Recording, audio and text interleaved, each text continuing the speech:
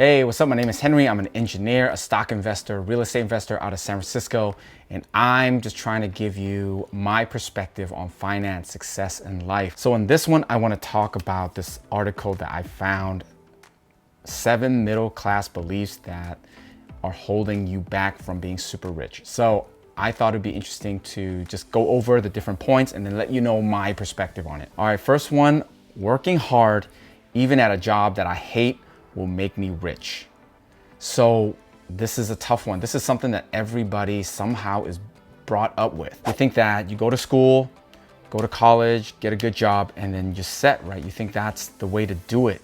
And that is really not the way to do it. For like a very small percentage of people out there, maybe they make so much that they can overcome it, right? But for most people, and especially for the average guy, your job is not going to do it. Right? Your job is nice to keep you afloat, just enough for you to pay for expenses, right? Just to get by. And then you think you do the minimal investments, the passive stuff, and then all of a sudden when you're 65, you gotta wait till the whole 65 and then somehow you're set. But I think most people are actually screwed, right? If they do it that way. Their 401k, by the time they need it, dude, they're gonna tap into that thing, and that thing is only gonna go down, right? Like maybe it'll stay afloat, but there's a lot of things in life. When you get older, you think, you know what, maybe I can help out kids, help out family, maybe I go on trips, maybe I'll buy something nice. Forget all that. You just better stick with your bare minimum to get by. If there's anything that comes up, you spend a little bit more, it's over. So you really should be thinking about investing. You should be really thinking about not how much things can be passive, right? Like, let me find the most passive thing, the easiest way out. You should just really be looking at things that will pay you, that will give you an income. So I always talk about this stuff, but real estate, number one, when you're talking about rental real estate, every month you get a check in the mail. Rain or shine, like on the first, as long as you don't go out of business, that check is coming. And dividends. And then there's things that can be passive, but you need to be careful what can be long term. You can't get rich without a formal education. So man, this is a hard one. This is tied to the first one. You're thinking that you got to have that education, you got to have that job. It's the same route. You think you don't even really think about going outside of that at all. And you think that going to school and doing that stuff is the safe route. And like I was saying before, man, that's not safe. Dude, that's like an easy way to a crappy life. So for me, I think that it shouldn't be all about education. I mean, there should be a balance, right? You need to understand money at an early age. You understand investing. You understand what is really going to take to get you the life that you want to live. And like they're saying in the article, some of the top billionaires have little formal education. At least, I mean, a lot of them, they got into some great schools, but then they dropped out. But they didn't need that to go all out, right? To be a billionaire. All right. And the next one, getting rich isn't up to me. So the average person believes being rich is a privilege awarded only to a lucky few. So to me, it's not like this one guy is like a billionaire, 100 billion, and then he took all the wealth. There's none left for everybody. No, dude, there's money on the street every day. It's just, do you know how to pick it up? Like, it's right there. And you could do it legit. There's plenty for everybody. But yes, most people can't do it though. Most people are stuck in their ways and they can't step out. But the guys that can step out, that can see that, man, there's a lot of different ways to make money that to really set me up in the future is totally doable. I see guys out there all the time, and especially me too. Like when I finally learned and opened up my mind that, hey, that job is not gonna do it, right? That job, at any time, they could fire me, right? And you think, oh man, I have a job, they're gonna hire me tomorrow, or I have a, really nice degree, I have nice experience, they're gonna hire me anytime. But it's not about that. At some point in your life, you want to take a break, right? You wanna retire. Everybody, like I hear, wanna retire at 40. How are you gonna do that with a job? Like you work till you're 40 and then, you can't quit. Like, you have stuff to pay for, right? You have to keep going. Or you wanna take a break. Like, hey, I finally want to, I'm tired. I just want to take a break. I'm going to forget it, man, get back to work. If you want to take care of family, let's just say there's an emergency. And you know what?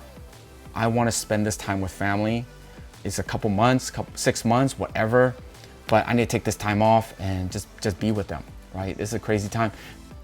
You know what? Forget about that. Get back to work. All right, the next one, extreme wealth changes people for the worse. So this one, dude, I totally get it. People might have this idea, this mindset, like, hey, dude, like money is the root of all evil. Dude, money is money. Okay, if you're a good person and you understand, you have balance, you have control of your spending, of your life, you know what's going on, you come into money, you're just gonna make more money out of it. You're just gonna end up taking care of more people. But then if you put it into the wrong hands, the guy has no clue, he's not ready, he has no idea what's going on, and dude, and he wasn't a great person to begin with, right? Maybe a rough background. You give him a bunch of money, it's all bad. And for me, once I didn't even get that much yet. Like I'm decent, right? Like I have a nice net worth now. I'm already thinking of ways to give back. And then it led me to this. Dude, I'm making videos, not trying to make any money. I don't know what's gonna happen, but I know that I am definitely sharing things that could maybe inspire someone. Like maybe they'll go out and do some of the same stuff I did and then change their life. All right, next one, playing it safe with your money is a good thing. So that is definitely part of the scarcity mindset, right? You think that you're never gonna have enough. You should just save everything. And I hear it all the time too. People are just afraid of debt, right? Like debt is bad. Debt is like evil. You wanna never have any kind of debt ever. Like it's just so, I don't know. I don't know how people in these days that haven't seen anything crazy, I don't even know what hit them that hard that they would think that. But so many people I'm hearing, they think that, man, like I don't like debt. I just want to save all of my money. But then you don't realize that just saving your money in the bank is the worst thing you could do. That money is losing value every single year to inflation, and that thing is not growing. You're not taking advantage of that money and then putting into things that have really, really good odds of maintaining and even appreciating in value, and then give off an income. All right, the next one, it's important to teach my kids how to save money. So solely focusing on saving money. I touched on this a second ago. Basically, if you just teach the next generation to save your money, and then you didn't check that, look at your bank statement, look at the bank you bank with, right? Wherever you're putting your savings, how much interest are they giving you? Is it less than 1%? Is it 0.0 something percent? That's really bad. That savings account is not really saving you anything, right? It's helping you lose money. And they're also talking about, you know, that most people learned how to save and also be frugal. So that's something I want to touch on too. I'm not about that life. I like nice things, but the way I approach it is I do think of better ways, think of more ways to make money so that you can buy those nice things. So that's sustainable. If I have rent cash flow coming in every month that will cover the stuff that I want to buy, then who cares? That's sustainable. That's like every month, you know, I'm going to sleep, I wake up in the morning on the first, and it's like, dude, it's the first again? And then you get all these checks, all these Venmos and transfers coming in, and then who cares? Next month there'll be another transfer and another transfer. I'm not telling you to blow everything. I'm just saying that when you find ways to buy the stuff you want to buy, then I'm not trying to just be the most frugal person in the world. Dude, life is short. All right, money makes people stressed and emotional. So what?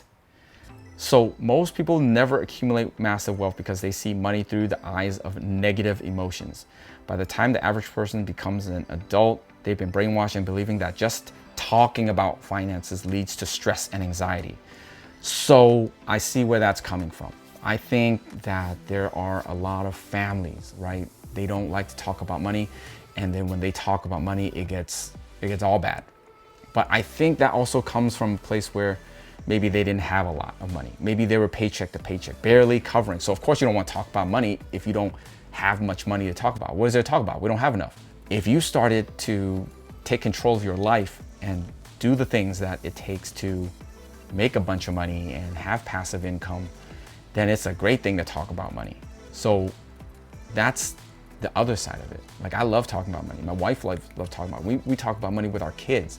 We make sure they understand everything. But just, oh, if you talk about money, it'll stress you out. It's more like you should definitely talk about it to see where you're at. And if it's making you stressed because you don't have enough money, you need to really take control of that and come up with ways to make more money. Either find a better job, or just find new skills so you can get a better job, and then look at ways to invest and make passive income, have multiple streams, figure out more stuff. And once you have a bunch of money, I don't think it'll be stressful anymore. All right, next one, being comfortable is more than enough.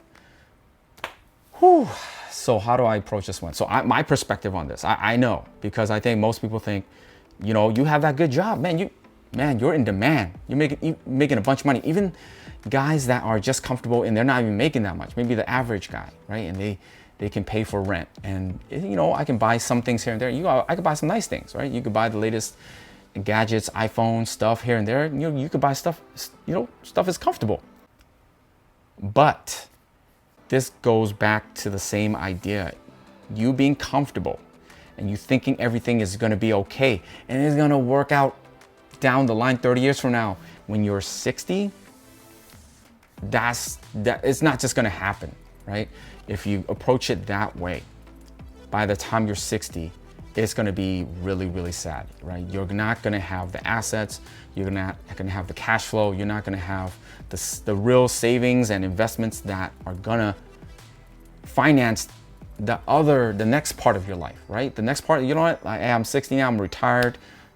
You don't wanna be like, oh, I have to penny pinch now because I'm living off of Social Security and it's down to $1,000 now. Like, I have to somehow live off $1,000. Like, man, rent is crazy now, man. If they increase my rent like another $100, I'm be on the street.